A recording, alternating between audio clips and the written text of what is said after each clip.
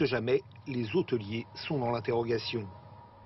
Et pour prolonger ce reportage, invité de ce journal, Didier Areno, le directeur de l'agence ProTourisme, spécialisé dans l'observation, l'analyse du tourisme dans l'Hexagone.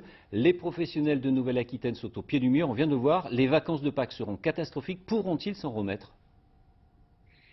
Écoutez, les vacances, il n'y aura pas de vacances de Pâques. Tout d'abord, elles ne seront pas seulement catastrophiques, elles seront à zéro. Les ponts du mois de mai sont tout à fait compromis et en la matière, nous avons une explication gouvernementale qui est assez floue sur la possibilité pour les acteurs du tourisme d'ouvrir leurs établissements. On ne sait pas à quel moment ils pourront ouvrir les établissements. Ça, c'est un vrai problème, sachant qu'il y a quand même 110 000 emplois à la clé. De la même façon, on ne sait pas quelles seront les mesures qui seront prises, les obligations qui seront faites aux acteurs du tourisme. Et on le voit bien pour bon nombre d'acteurs, ils ne savent pas quelles seront les règles, notamment de distanciation sociale. On ne sait pas si les restaurants pourront ouvrir et dans quelles conditions.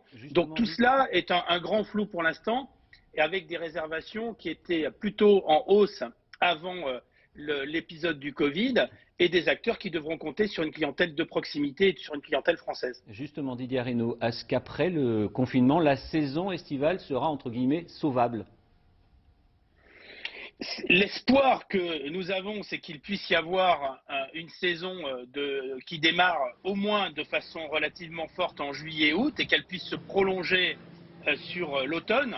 Mais à l'évidence, on en est plutôt à essayer de sauver ce qui peut l'être, et notamment à permettre aux entreprises touristiques de générer un minimum de trésorerie pour pouvoir passer le cap. Mais ça va être extrêmement compliqué. Rappelons quand même que, et c'est la force de l'Aquitaine, l'essentiel de la clientèle qui vient en Nouvelle-Aquitaine est une clientèle française, et ça c'est une bonne chose.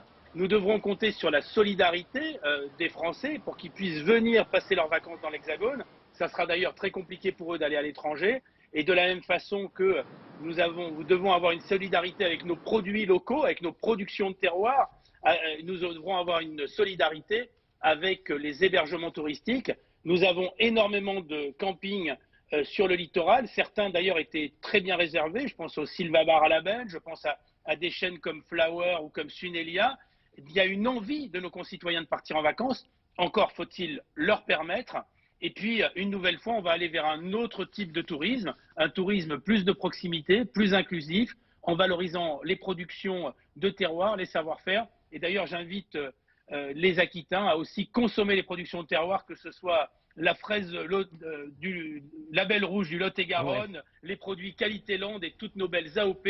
Ça fait partie de la solidarité et c'est comme ça que nous arriverons à nous en sortir. Merci pour ces précisions. Didier Areno, sur le front cette fois de l'épidémie de coronavirus.